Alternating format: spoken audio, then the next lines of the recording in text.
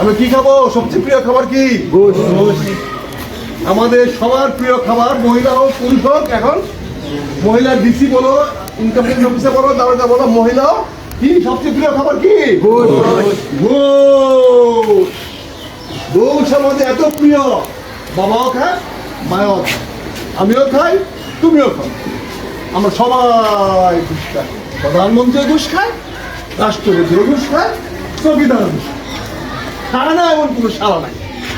Sorry, আমাদের সামনে বলতো না, আমরা দেখতে চাই খায় না খায়, এইটা বাইর করতে চাই। আমরা দেশপ্রেমিক তৈরি করতে চাই, যে দেশপ্রেমিক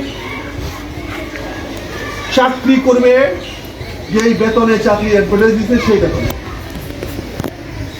যে বেতন ভাতা নির্ধারিত হয়েছে সেই বেতন ভাতায়, উঠতির জন্য না। যদি ওই বেতন ভাতা চাকরি না পুষে, চাকরি করবো না ভাই। কিন্তু চাকরি করলে কি হিসেবে করতে হবে?